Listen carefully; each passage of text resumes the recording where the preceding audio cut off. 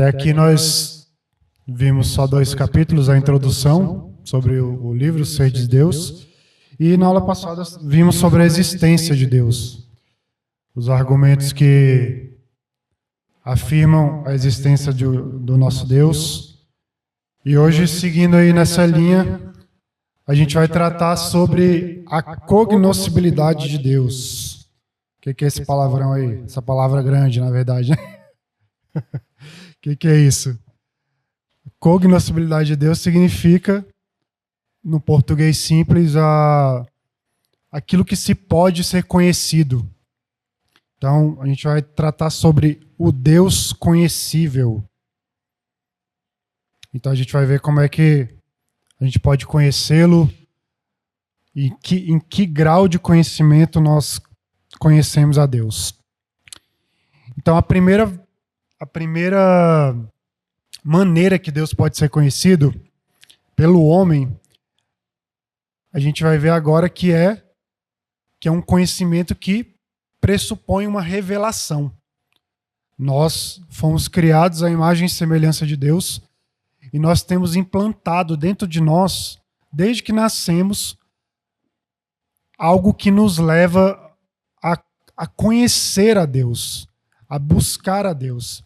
Nem a queda ela conseguiu destruir, a queda no Éden conseguiu destruir essa ideia que está enraizada em nós. Claro que com a queda a gente teve uma quebra aí do relacionamento com Deus, o homem se separou de Deus por causa dos pecados, passa a ter a condição de morto em seus delitos e pecados, mas ainda tem algo dentro de nós, uma consciência do divino que ainda permanece. E a gente viu domingo passado 2 expressões que o pastor trouxe aqui, que são ideias que são inatas ao homem. A primeira dela é o semen religionis, ou seja, é a semente da religião. Ela foi plantada por Deus no coração do homem. Desde que o homem foi criado, tem essa ideia inata em seu coração, a semente da religião. Ela é parte da natureza humana e isso está implantado no coração de todos os homens. Todos os homens, sem distinção, eles têm a tendência de buscar aquilo que é divino. E isso independe da religião, independe do contexto que vivem, do país que vivem, do povo. Eles têm essa tendência natural de buscar aquilo que é divino. Todos têm uma religião natural. E essa semente da religião ela existe porque nós possuímos uma outra ideia inata, enraizada em nós, que é o sensus divinitatis, que é o senso da divindade, que significa que o humano ele já nasce com o senso de que tem algo divino por trás de tudo, por toda a criação, tem algo que é maior do que nós, que está agindo em todo tempo. Então, tendo isso implantado nos nossos corações, significa que Deus criou um homem propenso a se relacionar com ele. O homem ele tem a tendência de buscar a Deus. Buscar um Deus, pelo menos. Só que a gente vai ver que isso não vai bastar. É necessário, não é só essa tendência do homem de conhecer a Deus que basta. É necessário que Deus se revele ao homem. E então, mesmo tendo essas ideias inatas, isso enraizado no nosso coração, nós só vamos conhecer a Deus se ele se revelar a nós. E se isso não acontecer, nós não temos nenhum tipo de conhecimento de Deus, porque isso não é uma iniciativa humana, é Deus que ativamente vem a nós e se revela a nós, não o contrário. E ele se revela de algumas maneiras. Se revela por meio das obras da criação.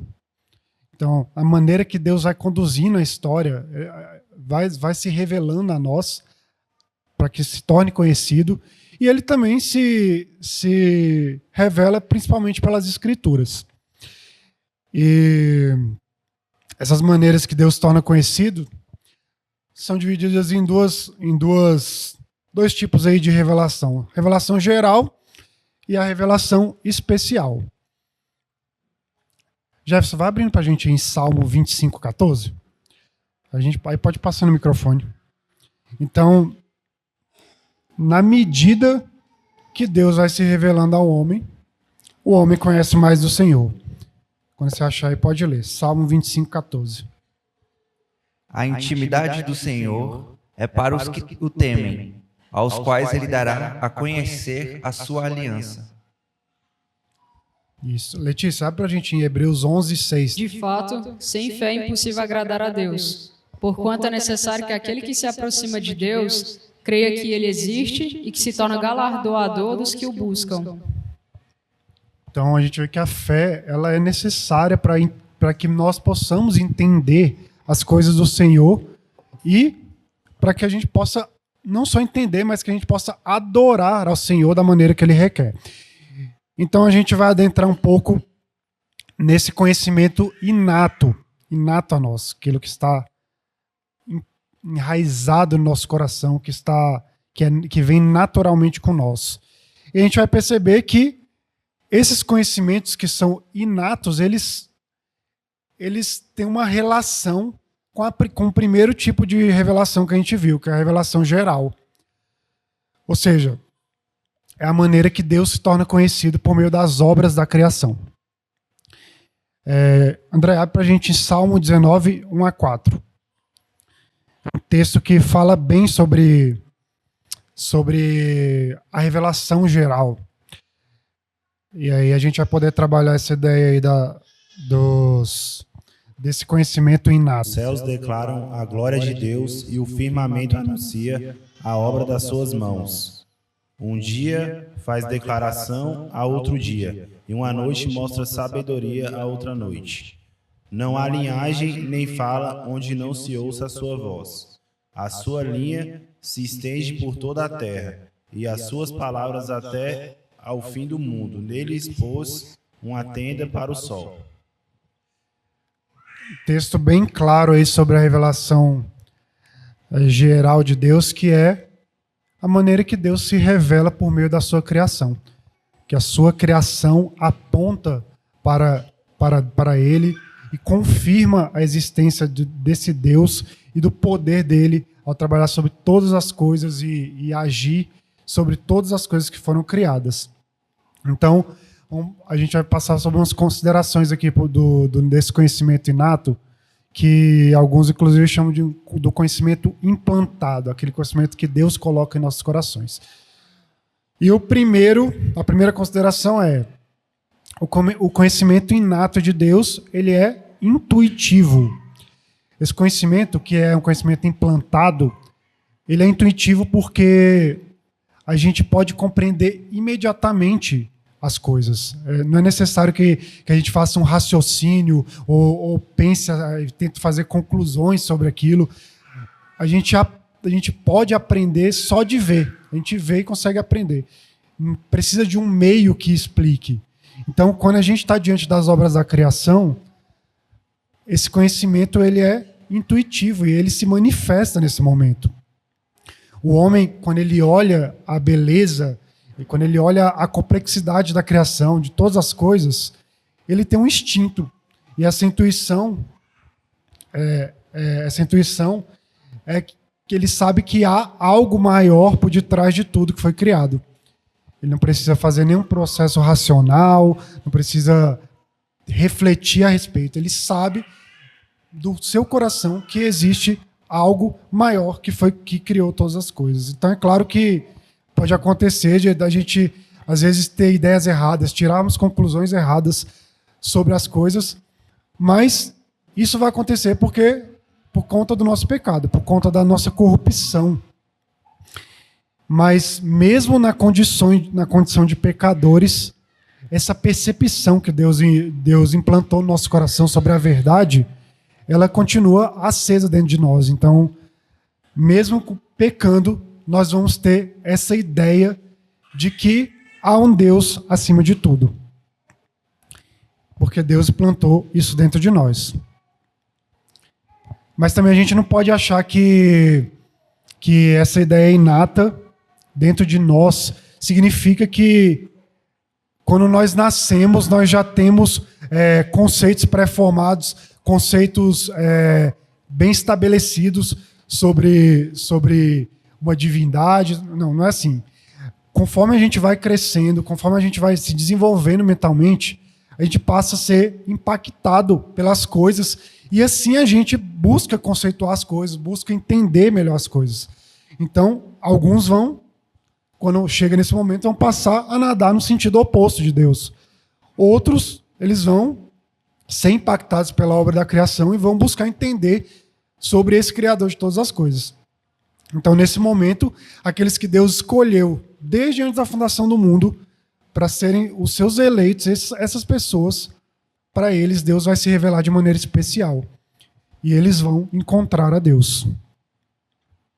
Então, o conhecimento, esse conhecimento potencial de Deus, ele está enraizado em nós. Mas os conceitos, não. Os conceitos, eles precisam mais tarde ser refinados e buscados. A segunda característica. O conhecimento inato de Deus tem a ver principalmente com a constituição da mente humana. Como a gente falou, a maneira que o homem se torna capaz de conhecer a Deus é por meio da revelação. E é a maneira, e isso se dá porque a mente humana foi criada dessa maneira. A ideia de divindade está implantada na mente humana. Não tem uma necessidade de demonstração lógica nem nada, como nós falamos. Então, essa semente é colocada dentro de nós, ela potencializa essa busca. Ela potencializa um aprofundamento sobre Deus quando nós vemos as obras da criação por meio da revelação geral. Mas aí quando a gente fala de conhecimento de Deus, que ele pressupõe uma revelação, ele não quer dizer que eu estou falando da nossa mente, não quer dizer que a nossa mente vai precisar trabalhar, raciocinar sobre isso, porque Deus fez a mente capaz de ter essa tendência de buscá-lo por meio da revelação. Vamos ver um texto aqui, ó. Romanos 1:20. Abre pra gente aí, Thalita, por favor. Romanos 1:20. Porque os atributos invisíveis de Deus, assim, o seu eterno poder, como também a sua própria divindade, claramente se reconhecem desde o princípio do mundo, sendo percebidos por meio das coisas que foram criadas. Tais homens são, por isso, indesculpáveis. Nesse trecho, quando Paulo fala sendo percebidos por meio das coisas, essa expressão sendo percebidos aí no original, no grego, ela tem um sentido que é mais assim, o conhecimento que vem pela forma que a mente foi criada, e não por algo que a gente raciocina, ou seja, é um conhecimento intuitivo, quando a mente está em contato com as obras da criação, e não um processo de raciocínio. Então, as ideias que nós tivemos sobre os atributos de Deus, sobre as características de Deus, elas nem precisam de fato ser analisadas, porque intuitivamente elas são despertadas no homem. E isso acontece quando o homem é colocado diante da revelação geral. A mente vê a criação e sabe que há um Deus, mas ela ainda não é capaz de enxergar esse Deus da maneira que ele quer ser enxergado. Precisamos ainda de uma revelação maior que nós vamos ver já já. Terceiro, o conhecimento inato de Deus é provado pelas leis morais que ele implantou em nosso ser interior. Além de nós termos nós sermos propensos a pensar que existe um Deus acima de todas as coisas, nós também Deus estabeleceu em nós conceitos morais. Ele colocou em nós internamente conceitos morais, e esses conceitos eles também apontam ao nosso Criador. O homem, ele sabe que no seu interior, ele sabe o que é certo e o que é errado. E mesmo, Will, abre pra gente em Romanos 2, 14 e 16. E a gente vai ver que mesmo os ímpios, eles têm essa noção de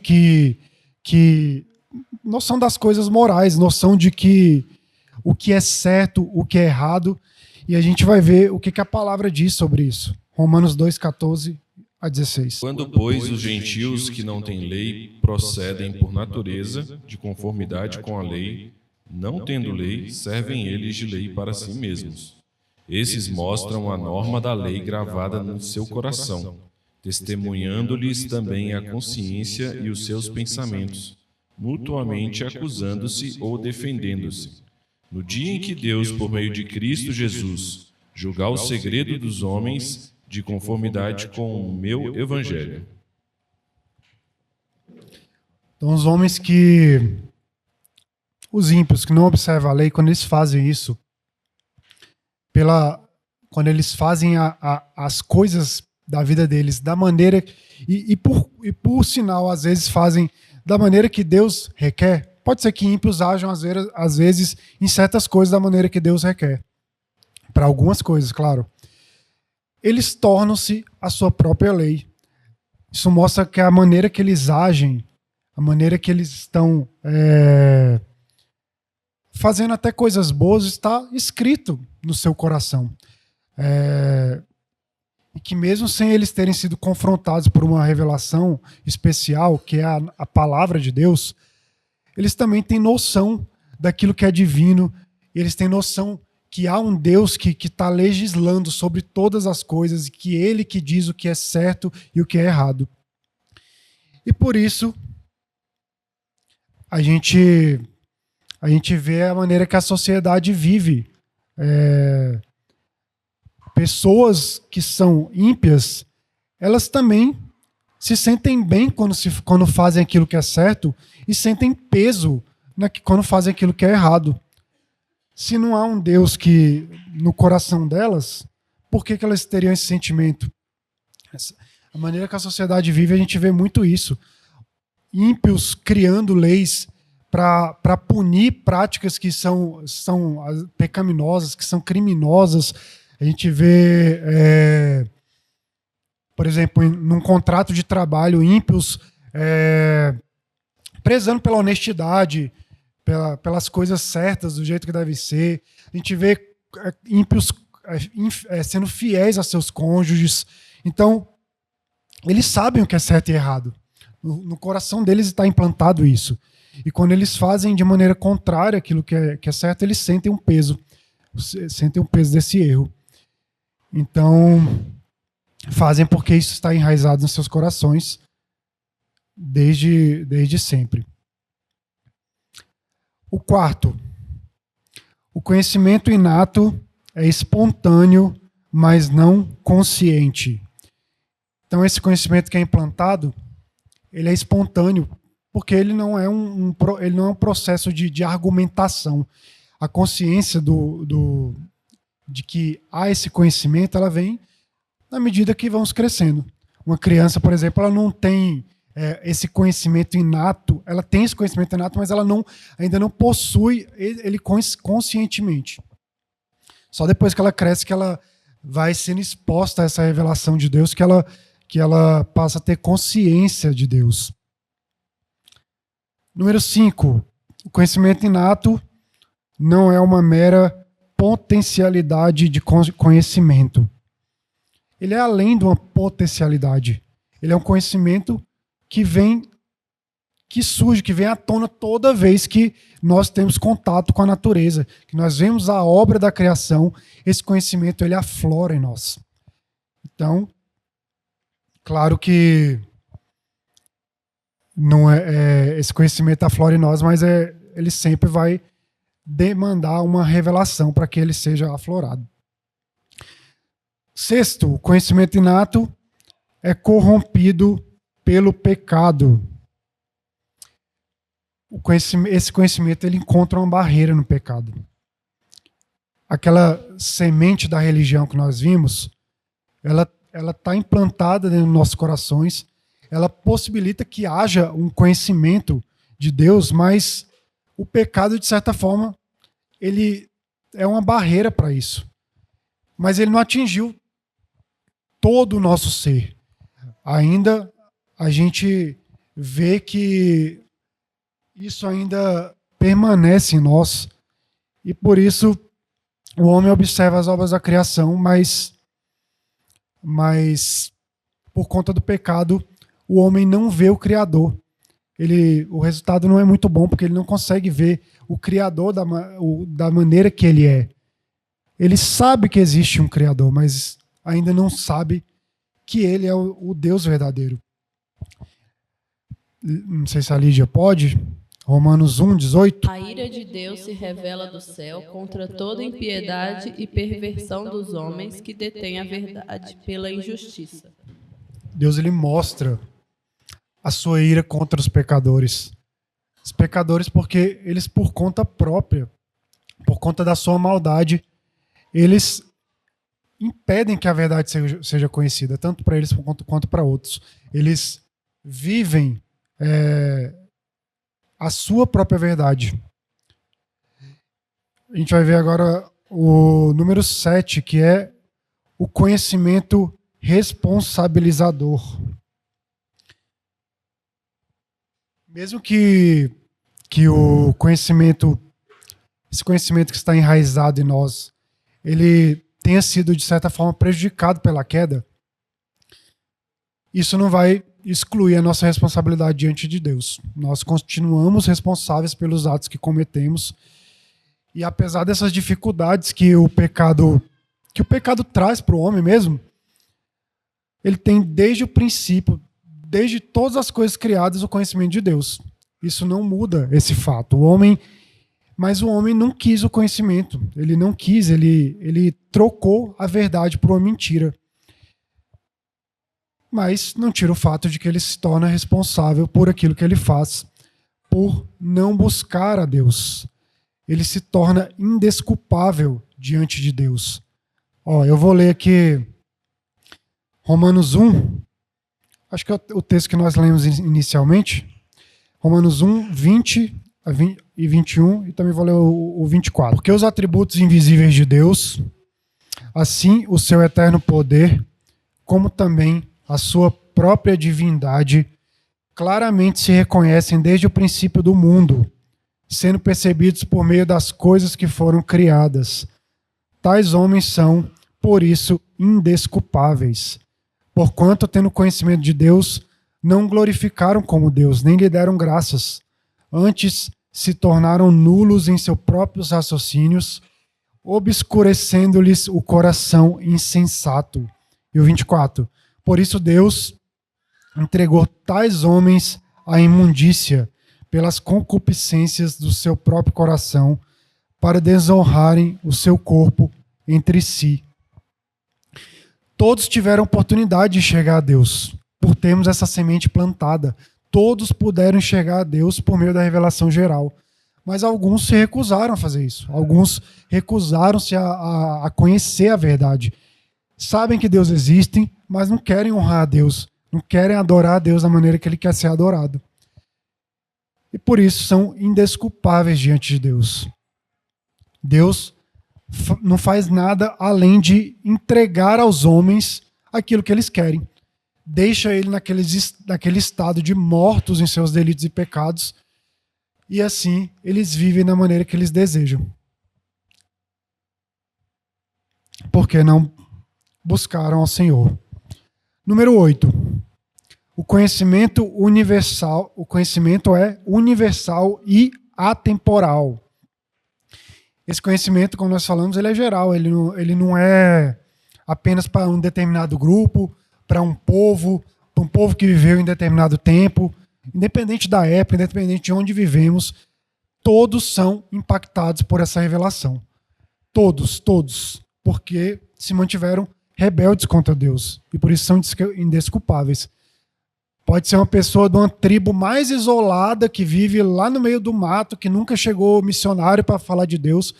É indesculpável diante de Deus, porque não viu o Criador por meio da revelação e não buscou saber mais sobre ele. Ele teve a chance de conhecer a Deus por meio da criação, por meio das obras da criação. Bom, a gente viu os conhecimentos inatos, essas ideias inatas a nós.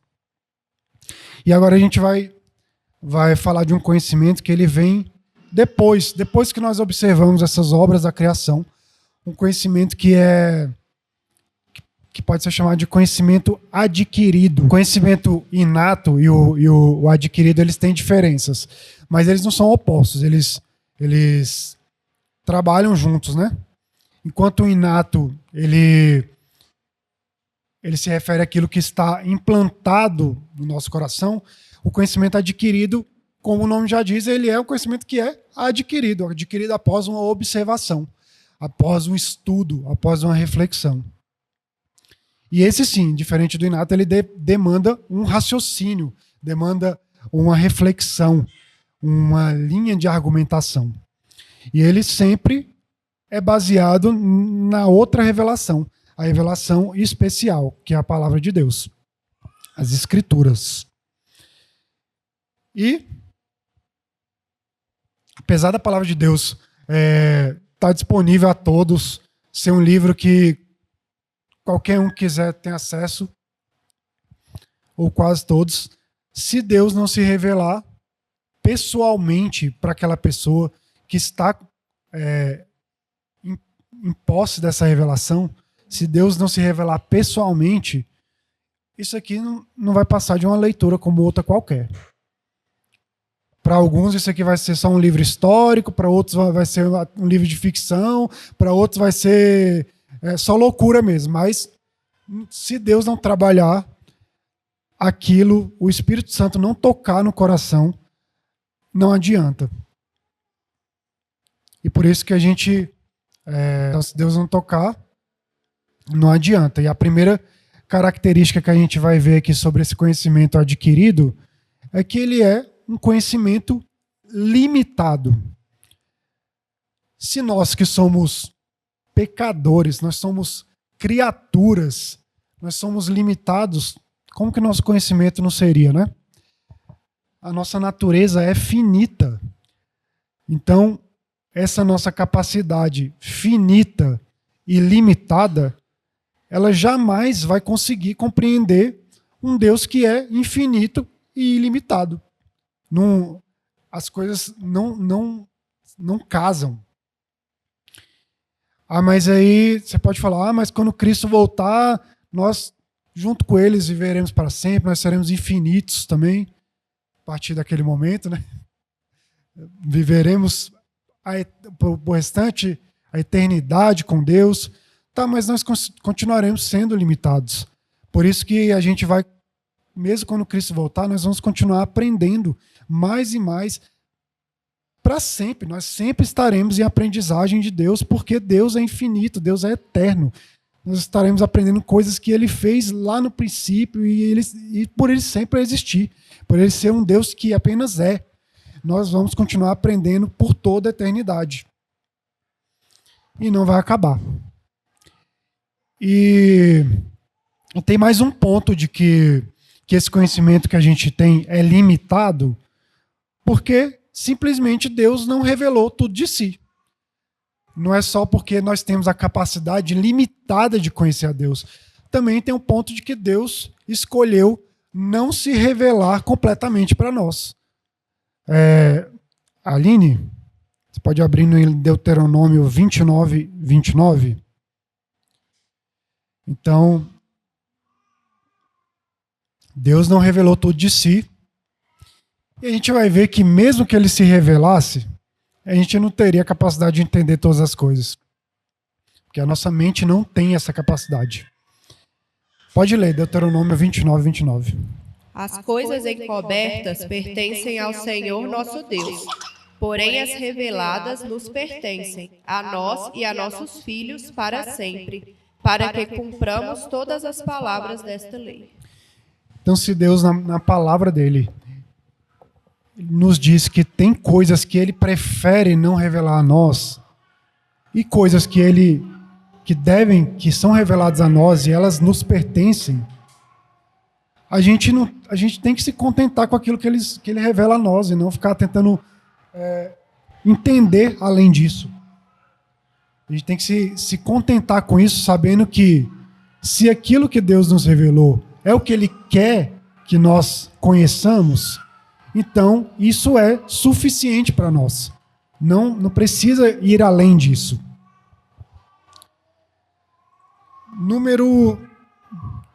Característica número 2 aqui desse conhecimento adquirido me perdi aqui. Característica número 2 o conhecimento é reflexivo. Então, diferente do conhecimento inato, que a mente fica inativa, sem que não tem necessidade de um raciocínio, no adquirido a mente ela é ativa. Ela produz conceitos sobre Deus e busca entender melhor. Mas faz tudo isso conforme as Escrituras. Ele é diferente da inata, ele é consciente, não é mais intuitivo. O homem ele conhece mais de Deus conforme ele vai refletindo, quando ele vai refletindo naquilo que a revelação traz, que é a sua palavra. E é daí que surge a teologia, por exemplo. Teologia é uma forma de reflexão da palavra e de explicar a palavra aos irmãos. Aquilo que foi revelado por Deus, a teologia vai buscar explicar. Interpreta, compreende e explica. Número 3, o conhecimento tem uma característica de acomodação. Deus, por conta da nossa limitação, ele se revela de acordo com a nossa capacidade. Ele se acomoda à nossa limitação da maneira que nós possamos entendê-lo. Não é só que ele se revelou um pouco, mas nós entendemos da maneira que é de verdade. Não. Deus ele tem que se acomodar à nossa pequenez para que a gente possa entender ele de verdade. E essa acomodação, ela acontece por 2 motivos. Primeiro, por conta da distância que existe entre nós, criaturas, e o Criador. E a segunda é por conta da separação de um Deus santo e uma humanidade que é pecadora. E Calvino até escreveu bem assim, Jesus Cristo é o enviado de Deus que cruza essa grande distância entre o Criador e a criatura e quebra a barreira do pecado como Redentor divino que é. Então, quando Cristo morre, quando Cristo nos redime, ele retira essa distância que o pecado causa, mas ele não arranca de nós essa natureza limitada. Por isso que Deus tem que se adequar a uma maneira que nós entendamos. Porque nós sempre seremos criaturas. Nós sempre precisaremos de uma revelação divina adequada à nossa condição de criatura. Por isso que Deus se revela na maneira que ele deu capacidade aos homens de entenderem. E a gente vê um exemplo disso é a maneira que Deus fala sobre si mesmo na Bíblia. Muitas vezes Deus, mesmo sendo um espírito, eles falam que a mão de Deus, os braços, os pés de Deus, se fala como se ele fosse uma rocha, como se fosse o cavaleiro. Então você vê que ele usa figuras para que se torne entendível a nós. Mas Deus é espírito. Ele não tem mão, não tem braço, não é assim que funciona. Mas ele fala isso para a maneira que nós possamos entender. Porque se ele falasse da maneira que ele realmente é, nós iríamos ficar... O que é isso? Estou viajando, não estou entendendo nada. Então, ele se descreve de uma forma que seja de acordo com a nossa realidade. Numa linguagem adequada à nossa compreensão. Embora o conhecimento humano de Deus seja sempre limitado, Deus se revela dessa maneira, da forma que e na proporção adequada para que o homem entenda. E mesmo sendo uma forma adequada a nós, não deixa de ser uma forma suficiente para que a gente tenha o conhecimento verdadeiro de Deus e seguro sobre Ele. Número 4, o conhecimento de Deus é correlativo. Não dá para a gente dissociar o conhecimento que nós temos de nós mesmos com o conhecimento de Deus. Tem uma interdependência entre esses dois conhecimentos. Não há um conhecimento de nós sem um conhecimento de Deus e nem o contrário, porque para que a gente reconheça o que nós realmente somos, nós temos que ter o conhecimento de Deus. Quando a gente vê a santidade de Deus, isso vai nos fazer ver o que nós somos. Nós somos impuros. Quando nós vemos a bondade de Deus, a gente toma Ele como um exemplo que a gente tem que ser, que a gente deve buscar cada dia. Mas também para que a gente conheça a Deus, nós temos que ter um conhecimento de nós mesmos.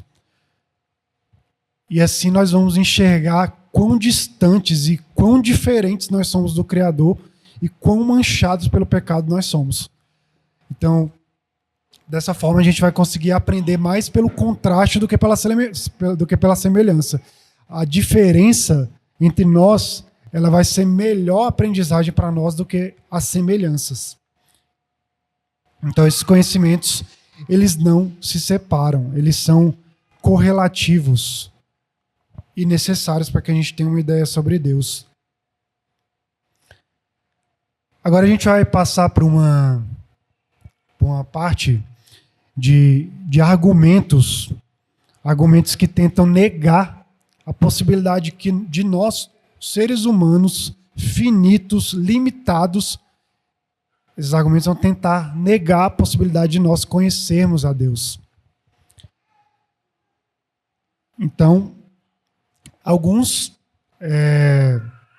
vão defender esse ponto, eles vão negar a possibilidade de conhecermos a Deus sob o argumento de que a mente humana é incapaz de conhecer as coisas além de fenômenos naturais, ou seja, coisas divinas, coisas que os nossos olhos enxergam e não podem entender.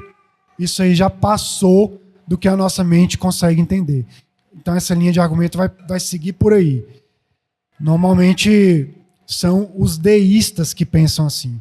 Quem se lembra, acho que o pastor Lucas falou aula passada sobre os deístas, que são pessoas que não têm religião. Eles acreditam que há um Criador de todas as coisas, mas eles não seguem uma religião.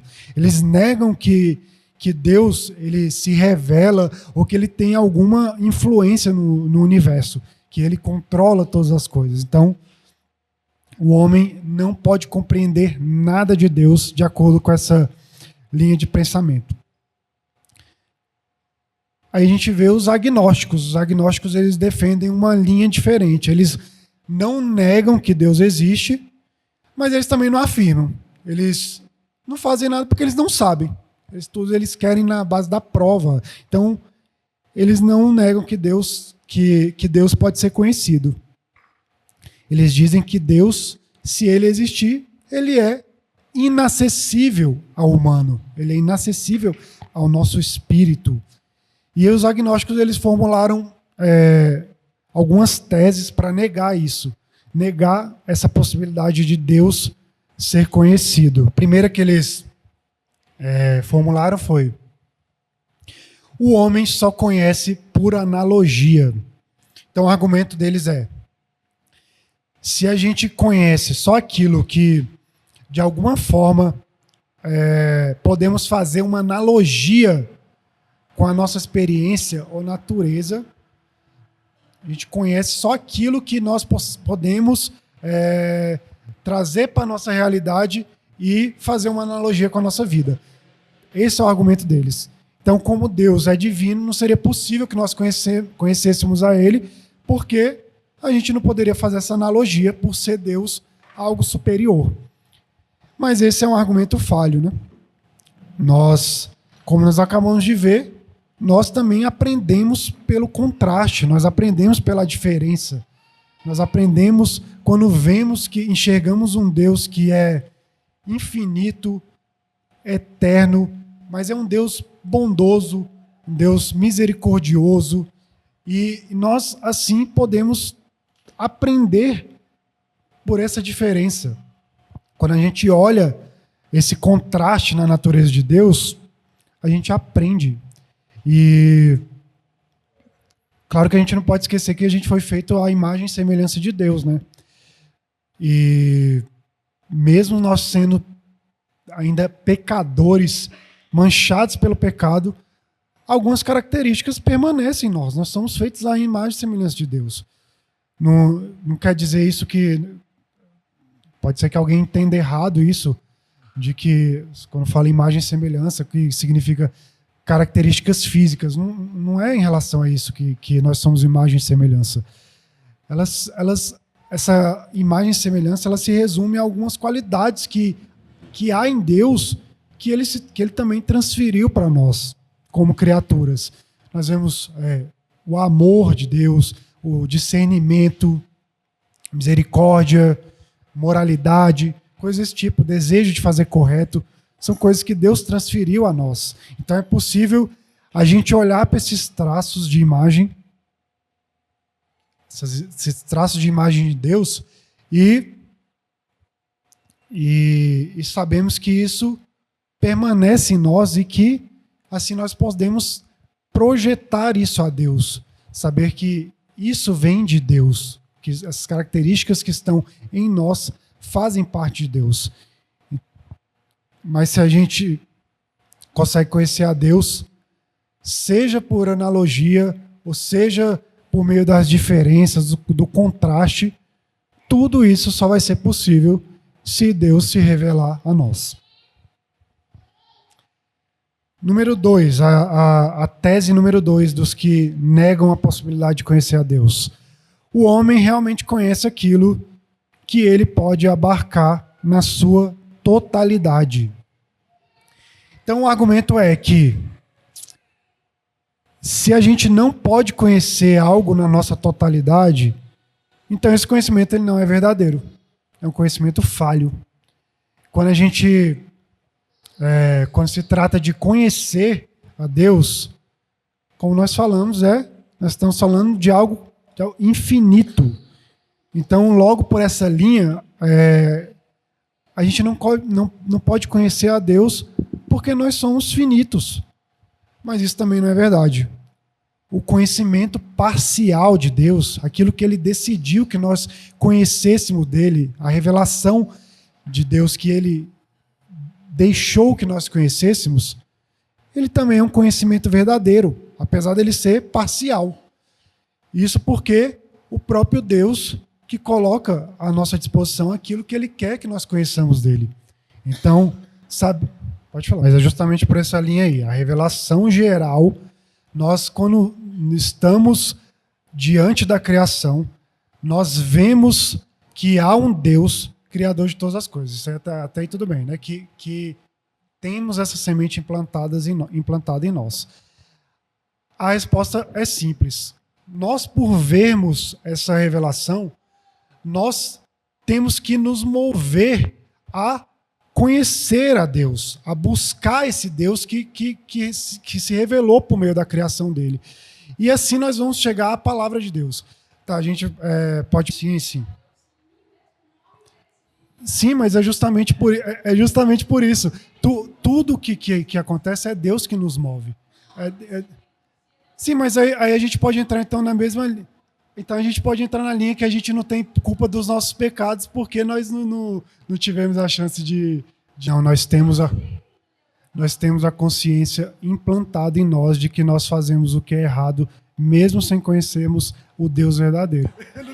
Eu não estou conseguindo entender.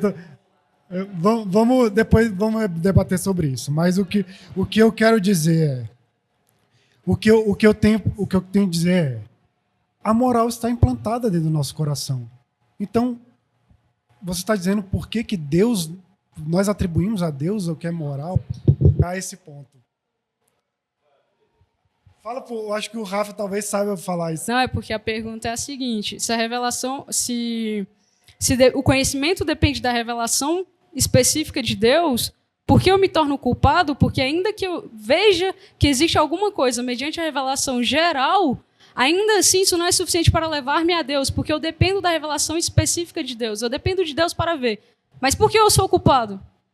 Se Deus não se revelou especificamente a mim, digamos assim, por que eu sou culpado? Se é só essa revelação que pode, de fato, me levar a Deus. É porque eu estou dizendo o seguinte. Por que eles são culpados? É porque a pessoa é culpada se Deus não se revelou especificamente a ela. Ah, entendi. Porque Deus já se revelou, né? Não, mas aí você está falando da revelação geral. Não. Deus já se revelou. Aí vão construir o pensamento. Deus se revelou. Só que Deus se revelou para quem? Para Adão e Eva, certo? E Deus ali foi uma revelação perfeita, certo? Tanto que o relacionamento que eles tinham com Deus era de forma direta, certo? Sempre no virar do dia, no alvorecer, eles andavam juntos, esse é o sentido. Eles caminhavam juntos. Então eles tinham pleno conhecimento da revelação de Deus. Tanto que é dado ali a Adão para dar nomes para todas as criaturas, no sentido de, olha, você vai demorar um tempo, você vai ter que tomar conhecimento de todas as coisas. É para você ver o tanto que eu sou grande, o tanto que eu sou complexo, o tanto que eu sou superior. Porque você vai demorar um tempo daquilo que eu fiz no estalar de dedos. Então ali, Deus se revelou de forma completa, naquele sentido. Só qual é o problema? Eles caem, não caem? E no momento que eles caem, o sentido, o relacionamento deles com Deus, ele é quebrado, certo? Por conta do pecado. A partir dali, todos nós nascemos em pecado por conta de Adão e Eva, certo? E aqueles que não conhecem a Cristo, eles nunca vão ver a revelação de Deus. Nunca. Na verdade, eles vão ver, mas eles vão ver num sentido de ira, de pecado, de punição. Porque o inferno é uma revelação de Deus. É uma revelação da ira de Deus. Uma punição pelo pecado cometido. Mas eles vão ver apenas essa parte. Nós, pelo contrário, vamos ver a revelação de Deus. Mas no sentido de quê? Nós vamos ver apenas a graça, a bondade, o amor de Deus. Entendeu? Então por que aqueles que não conhecem a Deus não conseguem ver a revelação de Deus, mas, vamos parafrasear, mas Deus não se revelou a eles, por que eles são culpados? Porque eles nasceram em pecado. E Deus, ele não se torna menos amoroso, menos misericordioso, nada disso. Por quê? Porque a culpa é totalmente do homem. Mas aqueles que conhecem a Deus, eles conseguem ver o mundo, principalmente acho que aqueles que se converteram às vezes mais tarde, às vezes tem essa distinção mais fácil do que aqueles que às vezes nasceram num lar evangélico. De que você passa a enxergar no mundo de uma maneira totalmente diferente. Por quê? Porque Deus tira as suas escamas dos olhos, né? A gente tira aquelas traves que estão nos nossos olhos, a gente consegue enxergar a revelação de uma forma mais nítida. Mas ainda assim, nesse estado que nós estamos, a gente não enxerga a revelação de Deus de forma plena e completa, né? Tanto que quando a gente está numa situação de pecado, numa situação de frieza espiritual, todas as coisas que a gente enxerga, as pessoas que a gente enxerga, a gente passa a enxergar as pessoas como piores, como mais pecadoras, como aquela pessoa que não se agrada de mim. Por quê? Porque o pecado, ele vai nos afastando daquilo. Ele nos afasta das belezas da criação. E tudo se torna contra mim. E eu me afasto de todas essas coisas. Por quê? Porque eu me afasto daquilo que Deus criou. Então, a distinção básica é por que aquelas pessoas que não conseguem enxergar a revelação de Deus, por que elas ainda assim são culpadas? Porque elas nasceram em pecado. Basicamente, eu não sei se eu respondi essa pergunta. Você respondeu, mas... Não, mas tudo bem, não. Tem que... Qual que é o entrave aí? Porque, assim, pelo menos na minha cabeça, eu presuponho que você ser culpado, você tem que ter essa consciência de culpado. Por exemplo, você tem que ter pelo menos a possibilidade de, naquela revelação específica, você, nossa, realmente Deus existe. Não, agora eu vou segui-lo. Só que você só tem a revelação geral. Você ainda continua imerso em pecado e na escuridão você não consegue enxergar. Entendi. Aí, nesse caso, todos teríamos livre-arbítrio, né? A gente não tem livre-arbítrio mais. Porque, nesse caso... Pode falar. Isso, delitos e pecados. É como se a gente fosse uma pedra, uma estátua. A estátua, se você beliscar ela não sente nada. A estátua não enxerga. Sabe aquele Santos Dumont que está sentado no banquinho lá no Rio de Janeiro? Ele está a mesma pessoa. A pessoa rouba o óculos dele, ele não sente nada. Ele está na mesma posição. Você pode dar um soco na cabeça dele, ele não tem sentimentos. Porque o coração dele, como diz Ezequiel 37, é de pedra. Ele não pode fazer nada. Mas quando Deus dá um coração de carne, aí ele tem vida nova. Aí ele passa a sentir, ele passa a enxergar. Entendeu? Mas ele é uma pedra, por que ele é culpado? Porque ele é uma pedra. Ele nasceu em pecado assim. Entendeu? E isso nos move ainda mais a pregar o evangelho para essas pessoas, entendeu? Porque se a gente consegue enxergar as coisas, enxergar a revelação, e essas pessoas não, isso nos move ainda mais para falar de Jesus para elas, entendeu? Não no sentido de que elas são culpadas, elas vão para o inferno, sim, não, mas elas carecem da glória de Deus. E se Deus quiser, e for na obra dele, o Espírito Santo vai tocar e vai dar um coração novo para eles. Entendeu? Entendi. Obrigado. Valeu. Oi. Vamos continuando? A gente vai ver a terceira característica, terceira tese aí dos que negam a existência de Deus, que é: todas as afirmações que se fazem de Deus são negativas, portanto, não proporcionam conhecimento verdadeiro.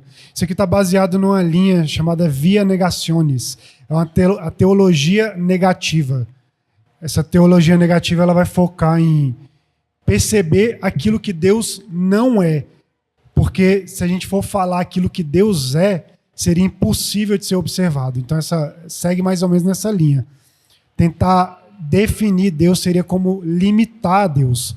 Porque ele ultrapassa qualquer espaço, qualquer coisa racional que nós pudermos imaginar. Ou seja, o divino é indescritível. E por isso os humanos não podem descrever. Por causa da sua complexidade. Mas a gente não pode se firmar nesse pensamento, porque o próprio Deus, como falamos há pouco, ele se desnuda, ele se acomoda a nós para que se torne conhecível, para que no meio das nossas limitações a gente possa conhecer a ele. A quarta tese, quarta e última. Todo o nosso conhecimento está relacionado com o sujeito investigador.